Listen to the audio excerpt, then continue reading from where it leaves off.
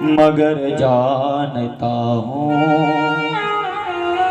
तेरे दर पे आने के काबिल नहीं हो, और तेरी मेहरबानी का है बोझ इतना, तेरी मेहरबानी का है बोझ इतना, जिसे अब उठाने के काबिल नहीं हो, और आ तो गया हूँ मगर जानता हूँ। बोल बांके बिहारी लाल की जय। आइए मेरे प्यारे से श्रीमद् भागवत में प्रवेश करते हैं। ये जो श्रीमद् भागवत है ये 18वां पुराण है। ये 18वां पुराण श्रीमद् भागवत है। इस पुराण का नाम है श्रीमद् भागवत। श्रीमद् भागवत की कथा जो भी भाव से अच्छे विचार लेकर के जो भागवत कथा रूपी पंडाल में जो बैठ जाता है और जो भागवत की कथा श्रवण करता है उसे जन्म जन्मांतर का पाप नष्ट हो जाता है। आपको मैं एक बात बता देना चाहूंगा। सर्वप्रथम ये आप जो देख रहे हैं, ये जो आपको दिखाई दे रही हो कि एक मोटी पुस्तक रखी हुई है, यहाँ पे पुराण रखा हुआ है, किताब रखी है, पोथी रखी हुई है। आप ये समझ रहे होंगे, लेकिन नहीं, इसे जो पोथी पुस्तक किताब समझता है वो बहुत बड़ा पाप करता है। ये पोथी पुस्तक किताब नहीं है तो है क्या? भागवत में स्पष्ट लिखा गया है, श्रीमद् भागवताख्यो यम प्रत्यक्ष कृष्ण वही। ये जो श्रीमद् भागवत है प्रत्यक्ष में भगवान कृष्ण है। ये साक्षात आपके आंगन में भगवान की कितनी बड़ी कृपा है जो आपके आंगन में भगवान कृष्ण इस मंच पे बैठे हैं और भगवान कृष्ण के सामने आप श्रीमद् भागवत की कथा श्रवण कर रहे हैं। मेरे प्यारे सज्जनों, ये जो श्रीमद् भागवत है इसकी रचना कब हुई थी, क्यों हुई? जब पुराण को लिख रहे थे, नारद पुराण, ब्रह्मवैवर्तक पुराण, लिंग पुराण, ब्रह्म पुराण, देवी पुराण, नाना प्रकार शिव पुराण, नाना प्रकार के जब पुराणों की जब रचना हो रही थी तो फिर लिखते लिखते 18 पुराणों में ही क्यों रुक गए? 17 में भी रुक सकते थे, 16 में भी, 15 में भी, 10 में भी, 18 में ही क्यों रुके? मैया, मेरे प्यारे सज्जनों, वेदव्यास जी गंडकी नदी के किनारे बैठे हुए हैं और स्नान वगैरह करके, आचमन करके अपने आसन पे बैठे, संध्या वंदन इत्यादि करके वह मन में सोचे कि आने वाला युग होगा वो घनघोर कलयुग होगा। कलयुग के प्राणी असुरी चरित्र अपना लेंगे। ध्यान से सुनना मैया, ये भागवत की कथा है।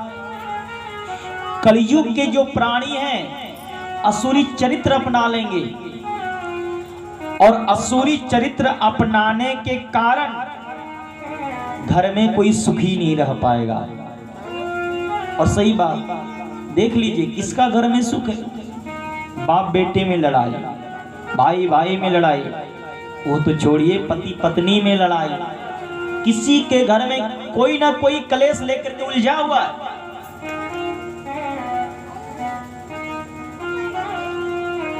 आने वाला यो युग होगा, वेदव्यास जी सोच रहे हैं कि आने वाला यो युग होगा वह घनघोर कलयुग होगा। कलयुग के प्राणी जो है सो असुरी चरित्र अपना लेंगे। असुरी चरित्र क्या? इस घर में जो नाना प्रकार का जो कष्ट हो रहा है, क्लेश हो रहा है, दुख हो रहा है, क्यों हो रहा है? असुरी चरित्र के कारण। असुरी चरित्र क्या है? किसी का हिंसा करके उसका मांस भक्षण करना, मदिरा पान करना, ईर्ष्या द्वेष करना, सत्संग कभी नहीं करना, लोगों को बुरी दृष्टि से देखना, दूसरे को सुखी देख करके खुद दुखी होना, दूसरे को दुखी देख करके खुद सुखी होना। इसके कारण से कलयुग के जीव जितने भी हैं, जितने भी प्राणी हैं, सभी के घर में कलेश रहेगा, कलह रहेगा, लड़ाई होगी, कोई भी शांति नहीं रहेगा। कलयुग के प्राणी कैसे रहेंगे? कोई तन दुखी, कोई मन दुखी, कोई धन बिन रहत उदास, थोड़े थोड़े सब दुखी, सुखी राम के दास। कोई शरीर से दुखी है, कोई मन से दुखी है, कोई धन से दुखी है। सुखी इस कलयुग में वही है जो परमपिता परमेश्वर का नाम संकीर्तन करता है, उसका चिंतन करता है, उसका वंदन करता है। असुरी चरित्र अपनाने के कारण घर में लड़ाई होती है, पिता पुत्र में बनती नहीं है। पिता पुत्र में खूब लड़ाई चल रही है, माँ बेटे में लड़ाई चल रही है, सास और बहू में बनती नहीं है, उन लोगों में भी लड़ाई चल रही है। अब देख लीजिए, वेद व्यास ये सब चीज दृश्य को, भविष्य का दृश्य देख करके चिंतित हो रहे हैं। और जिसका घर मांस भक्षण नहीं होता है, मदिरा पान नहीं होता, ईर्ष्या द्वेष नहीं करता है, शांति पूर्वक से जो रहता है, भगवान का भजन करता है, उसके घर में जाकर देख लीजिए कभी लड़ाई नहीं होती है, कभी भी नहीं। घर में नाना प्रकार की लड़ाई होगी, तब पहुंचेंगे झारखंडी धाम या कहीं और। हे बाबा घर में शांति दे दीजिए। बाबा भी बेचारे कहते कि शांति चाहते हो तो पहले घर में जो असुरी चरित्र उसे बंद करो, चाहे जितना जल चढ़ा लो, चाहे जितना भी कुछ कर लो, पूजा पाठ करोगे, जब तक उसकी शक्ति रहेगी तब तक घर में ठीक रहेगा, फिर लड़ाई चालू। मेन आपका उस लड़ाई का कारण क्या है?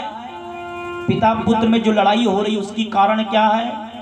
पति पत्नी में प्रेम नहीं है, आपस में लड़ रहे हैं, सास बहू में दिन रात कुछ चलता ही रहता है। ये सब कारण क्या है? यही असुरी चरित्र। आप चाहे जितना भी कुछ कर लीजिए, पंचायत पर पंचायत कर लीजिए, चाहे जितने भी लोगों को आकर बुला के फैसला करवा लीजिए, वो लड़ाई निश्चित होगी। क्यों? क्योंकि असुरी चरित्र के कारण। ये सब कुछ भविष्य को वेद व्यास जी अपने मन में सोच रहे हैं कि आने वाला युग होगा वो घनघोर कलयुग होगा। कलयुग के प्राणी असुरी चरित्र अपनाएंगे, और असुरी चरित्र जब अपनाएंगे तो घर में कलेश होगा, कोई भी शांति से नहीं रह पाएंगे। वेद व्यास जी ने सोचे कि मैं तो संत हूं, हमारा काम है लोगों का कल्याण करना, संतों का काम है लोगों का कल्याण करना, लोगों पे उपकार करना, भगवान का भजन करना। और हमें आने वाला जो युग का भविष्य जो है वो बहुत दिख रहा है गड़बड़, इसलिए कैसे ही उस कलयुग के प्राणी को मैं सुखी करूं।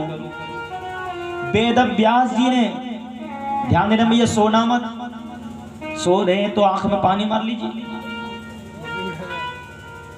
वेद व्यास जी ने सबसे पहले उसमें कोई भी ग्रंथ या पुराण नहीं बने थे। प्राचीन काल का सबसे पुराना अगर कोई है तो वह ऋग वेद है। सबसे पहले एक वेद था, ऋग वेद। वेद व्यास जी ने सोचे कि उस ऋग वेद के पाठ से, पूजा से कलयुग के प्राणी सब सुखी हो जाएंगे। लेकिन वह जो ऋग वेद है, वेद व्यास जी सोचे कि ये इतना कठिन है जो कलयुग के प्राणी पढ़ नहीं पाएंगे, मुश्किल पड़ेगा, पाठ नहीं कर पाएंगे। और ऋग्वेद कब पढ़ेंगे आप देख लीजिए खुद। एक तुलसी बाबा ने रामचरितमानस, रामचरितमानस तो बहुत बड़ी चीज हो गई, हनुमान चालीसा तो कोई पाठ नहीं करते हैं। हनुमान चालीसा पाठ नहीं करते हैं तो फिर ऋग्वेद कब पढ़ेंगे और कब पाठ करेंगे। कभी कभी प्रवचन में या यज्ञ में जाते हैं तो सुनते हैं कि नहीं भगवान का भजन करो, रामचरितमानस पाठ करो, तुम्हारा कल्याण होगा। तो जब तक यज्ञ चल रहा है तभी तक वह वैराग्य है, तुरंत रामचरितमानस खरीदेंगे या घर से निकालेंगे, कहीं रखी होगी तो उसका पाठ चालू हो गया। लेकिन जैसे ही यज्ञ बंद हो गया और कुछ 5-6 दिन तक पाठ जारी रहा, फिर कुछ दिन के बाद लाल कपड़ा में बांधेंगे रामचरितमानस को और कहीं छाजा पे फेंक के रख देंगे, हो गया पाठ। तो ऋग्वेद कब पाठ कब करेगा जो कल्याण होगी लोगों का। हनुमान चालीसा तो पढ़ते ही नहीं है। तो सोचिए कि इसको और सरल किया जाए।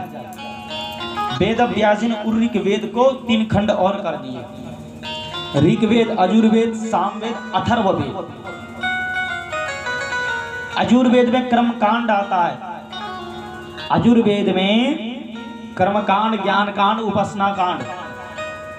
कर्मकांड में 80,000 मंत्र, जो उसी कर्मकांड से पूजा पाठ, विवाह, श्राद्ध इत्यादि सभी कुछ होते हैं, यज्ञ इत्यादि सारा कुछ।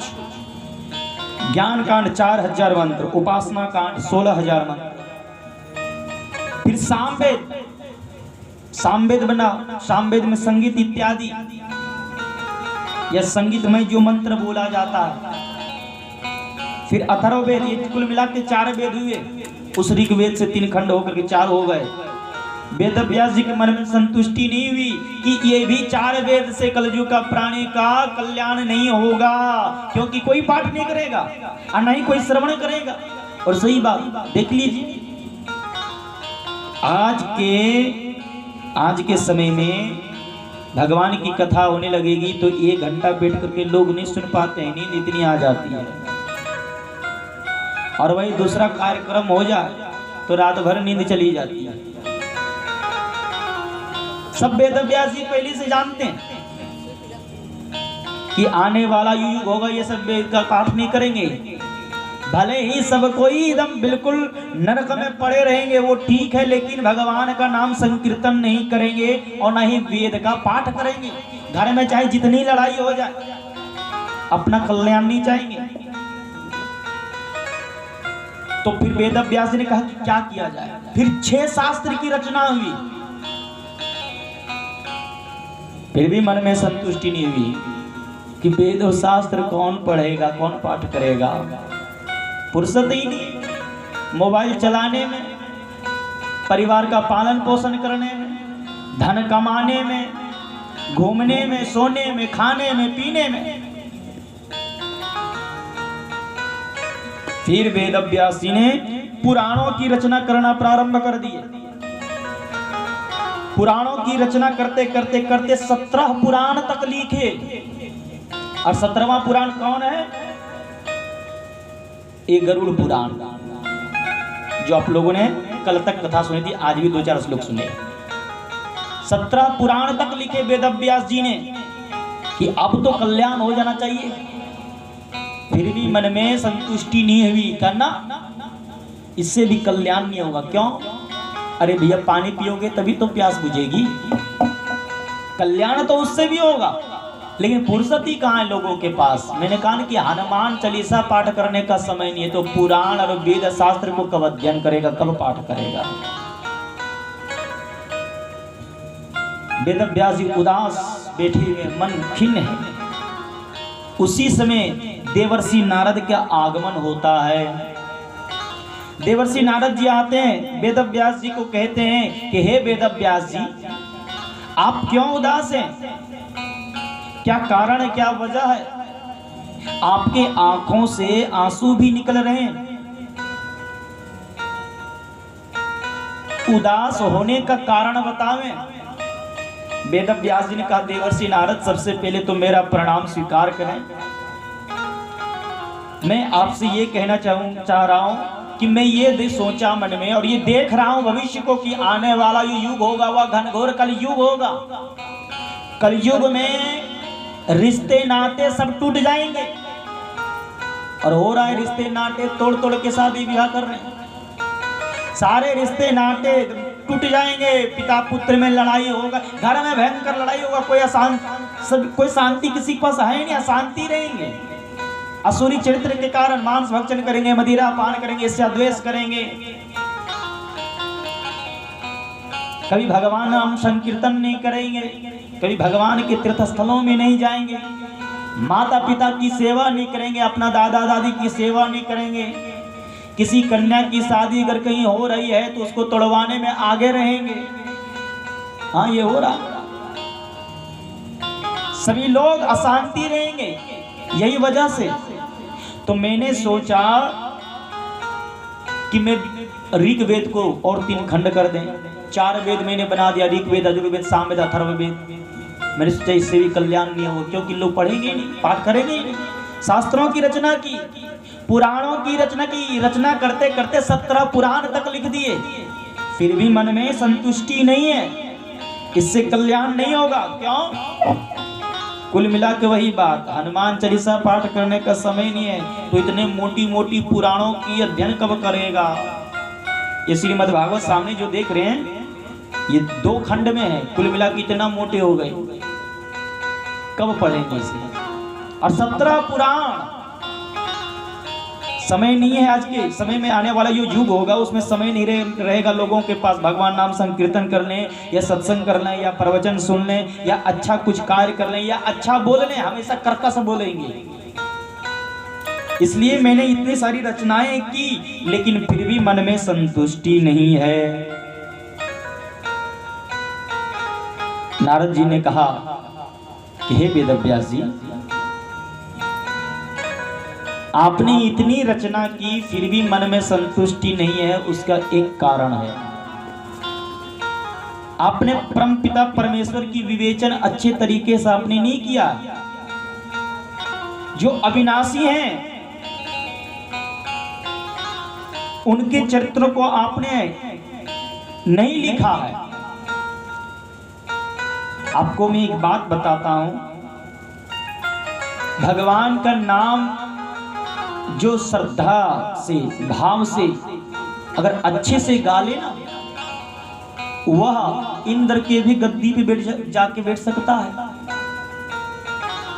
ब्रह्मा जी के भी गद्दी पे जाके बैठ सकता है, अगर उसके अंदर तपस्या है, भजन है, संकीर्तन है। तो आप जो ब्रह्मा जी को देख रहे हैं, इंद्र भगवान, इंद्र जी को जो देख रहे हैं, क्या वही चल रहे हैं क्या? कितने बार इंद्र बदलते हैं, कितने बार ब्रह्मा जी भी बदलते हैं। जो एकदम भयंकर भजन करते हैं, जो संत महात्मा अच्छे से होते हैं, जो भगवान का एकदम बहुत भजन करते हैं, उसका भी नंबर आता है। लेकिन प्रधानमंत्री का नंबर आता है ना, मुख्यमंत्री का नंबर आता है, कभी ये कभी वो। जो ज्यादा मेहनत करता है, जो ज्यादा जनता की सेवा करता है, वही बनता है। उसी तरह इस मनुष्य में भी कोई ऐसा दिव्य संत होते हैं जो भगवान का बहुत ही भजन करते हैं, वो अभी जाकर के भजन बन, वो अभी जाकर के उस गद्दी पे बैठता है। अविनाशी तो एक ही है। तपस्या से आप कुछ भी कर सकते हैं, लेकिन वो तपस्या रहनी चाहिए। तुलसी बाबा लिखते हैं ना, तब रामचरितमानस में, तप बल रचई प्रपंच विधाता, तप बल विष्णु सकल जगत त्राता। और तपस्या से ही शेषनाग इस पृथ्वी को धारण करते हैं, और तपस्या से ही भगवान भोलेनाथ संहार करते हैं। ब्रह्मा जी भी तपस्या करते हैं तब सृष्टि कर पाते हैं, तपस्या नहीं करेंगे थोड़ी कर पाएंगे। भगवान भोलेनाथ भी संहार करते हैं, तपस्या करते हैं तब, न तपस्या छोड़ देंगे तो कुछ भी नहीं कर पाएंगे। उसी तरह जिसके अंदर में भगवान का भजन खूब है, भाव है, श्रद्धा है, भक्ति है, सब कुछ है, वो कुछ भी कर सकता है। देवर्षि नारद ने कहा कि मैं कौन हूं? आज मैं ब्रह्मा जी का 10वां पुत्र बन करके आया हूं, और भगवान नारायण का सबसे लाडला भक्त अगर कोई है तो अहंकार में नहीं कर रहा हूं, मैं हूं, मेरा नाम नारद है। अब सोचिए कि मैं नारद लाडला भक्त भगवान का कैसे बन गया। मैं पूर्व जन्म में, नारद जी कहते हैं, मैं पूर्व जन्म में एक दासी का पुत्र था। दासी का, दासी समझ रहे ना, दासी का, नौकर चाकर, दासी का पुत्र था। मेरा नाम था नारायण। हमारे पिताजी बचपन में हमें छोड़ के चले गए। माँ सिर्फ फिर हमारे पास थी। मेरी उम्र मात्र 5 साल की थी। हमारी माताजी ने हमें लेकर के गई आश्रम पे, एक गृहस्थ आश्रम में, पंडित जी के गृहस्थ आश्रम में। वहाँ पे जाकर के हमें सेवा मिली, तुलसी दल पुष्प भगवान के लिए लाने के लिए। और हमारी माँ की नौकरी मिली प्रसाद बनाने के लिए, भगवान के प्रसाद तैयार करने के लिए उस आश्रम में। एक बार संतों, बहुत सारी संत की मंडली आई चातुर्मास के समय। उस आश्रम में उस संत भगवान ने 4 महीने तक खूब भजन किया, खूब भगवान की कथाएं गाई। मैं 4 महीने तक सत्संग किया उस संत भगवान के चरणों में रह करके। संत भगवान जब प्रसाद पाते थे तो उस पत्तल में जो प्रसाद छूट जाता था उसको मैं पाता था। जब 4 महीने पूरे हो गए चातुर्मास के, जब संत भगवान सभी जाने लगे तो मैं रोने लगा। बोले संत भगवान आप मुझे छोड़ के मत जाइए, मैं तो आपके साथ जाऊंगा, भगवान की कथा बहुत अच्छी लगती है। संत भगवान ने कहा चलो मेरे साथ। तब तक माँ आ गई। बोले हे संत भगवान, मेरा कोई भी सहारा नहीं है, मेरा एक ही पुत्र है अभी, ये नारायण, और ये भी अगर आपके साथ में चला जाएगा तो मेरा कौन सहारा रहेगा। संत भगवान ने उनको समझाया, उस दासी पुत्र को, नारायण को। बोले मातृदेवो भव पितृदेवो भव, पहले माता पिता की सेवा करो फिर भजन करना। भगवान तब खुश होते हैं जब माता पिता की सेवा करते हैं जो लोग, उसके बाद भगवान का अगर भजन करते तब भगवान खुश होते हैं। फिर वह नारायण बोला कि तो फिर संत भगवान फिर मैं क्या करूंगा, अभी तो मेरी माँ जीवित है, मैं कहीं जा ही नहीं पाऊंगा। बोला मैं लो एक मंत्र देता हूं, उस मंत्र का तुम पाठ करना। ओम नमो भगवते वासुदेवाय, 12 अक्षर मंत्र दिए संत भगवान ने। और बोला कि जब तेरी माँ मर जाएंगी तो तुम आ जाना हिमालय की ओर, वहीं पे मैं तुझे मिलूंगा। संत भगवान चले गए। समय आने पर नारायण की जो माँ थी वह घास लेकर के गौशाला में गैया को खिलाने गई। वहीं पे एक सांप बैठा हुआ था, उसकी माँ को डस लिया, उसकी माँ मर गई। नारायण को जब पता चला कि मेरी माँ मर गई तो सबसे पहले खूब हंसा, और हंसने के बाद फिर बोला कि ये दुनिया है इसलिए रोना भी पड़ेगा, तो फिर रोने भी लगा। उसकी आंखों से 2 प्रकार के आंसू निकले, एक गर्म एक ठंडा। गर्म इसलिए निकला कि मेरी माँ ही थी एक जो मेरा ख्याल रखती थी, अब मेरे पास माँ नहीं है, इसलिए दुख हुआ हृदय में और गर्म आंसू निकले। और दूसरी आंख से ठंडा आंसू, खुशी का आंसू, ठंडा आंसू खुशी का आंसू होता है। और खुश इसलिए हम हुए हैं कि अब माँ भी चली गई, अब मेरे आगे पीछे कोई नहीं है, बस मस्ती से भगवान का भजन करेंगे, कोई रोकने टोकने वाला नहीं है, इसलिए खुश भी है। माता जी का, अपनी माता जी का सारे संस्कार जितने भी होते हैं, श्राद्ध इत्यादि, अग्नि संस्कार इत्यादि सारे कुछ किए। और नारायण चले गए हिमालय की ओर। संतों को जाके खोजने लगा, नहीं मिले संत भगवान। एक बट वृक्ष के नीचे बैठ करके वही मंत्र को जाप करने लगे। ओम नमो भगवते वासुदेवाय, ओम नमो भगवते वासुदेवाय, ओम नमो भगवते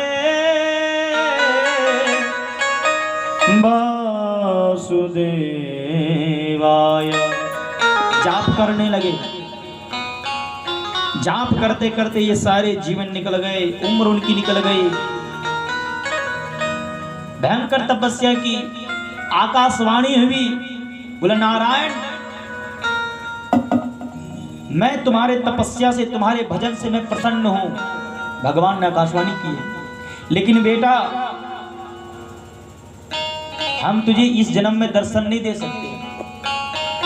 तुम अपने इस शरीर को त्यागोगे और दूसरा जन्म जब मिलेगा तो तुम मेरे पास रहोगे, मेरे धाम में रहोगे। और जब तपस्या करते करते करते करते नारायण ने अपने शरीर को त्याग दिया तो अगला जन्म क्या मिला? ब्रह्मा जी का 10वां पुत्र बन करके नारद आया। अब आप लोग खुद सोचिए, एक दासी का पुत्र था, इतना भयंकर तपस्या किया जो ब्रह्मा जी का 10वां पुत्र बन करके आ गया। हम लोग तो मानव हैं, स्पेशल भजन करने के लिए ही ऊपर से आए, और भगवान ने अपनी बीना दे दिए नारद जी को। कहा बेटा, आज से सबसे ज्यादा लाडला अगर कोई प्यारा भक्त मेरा होगा तो वो तुम हो। ये लो बीना, जाओ तुम भगवान नाम संकीर्तन करते ना, हमेशा नारी श्रवण नारायण नारायण गाते रहते हैं। अब खुद सोचिए कि एक दासी का पुत्र था, भगवान के भजन में कितनी शक्ति है। जो एक दासी का पुत्र ब्रह्मा जी का 10वां पुत्र बन करके आ सकता है, भगवान का लाडला प्यारा भक्त हो सकता है, तो हम लोग क्यों नहीं बन सकते हैं? हम लोग के पास भजन नहीं है, इसलिए ब्रह्मा जी का पुत्र क्या बनेंगे, भगवान का भक्त लाडला भक्त क्या बनेंगे? हम लोगों को तो नरक में जाना है, क्योंकि यहाँ हम लोग आकर के भगवान के भजन के लिए आए हैं। लेकिन चल प्रपंच पाखन लड़ाई झगड़ा, उसकी जमीन छीन लो, उसका घर छीन लो, वो फलाना गाड़ी ले लिया है, हम भी लेके दिखा देंगे। इससे देश हमेशा क्लेश में पड़े रहते हैं। तीसरे मेरे प्यारे सजनों, इसलिए किसी भक्त ने कहा है, इस मन को समझाइए। मन को अगर कहीं और भटकता है तो मन को कहिए भगवान का भजन कर ले, कल्याण होगा। बड़ा सुंदर भाव है, ध्यान पूर्वक सुनेंगे।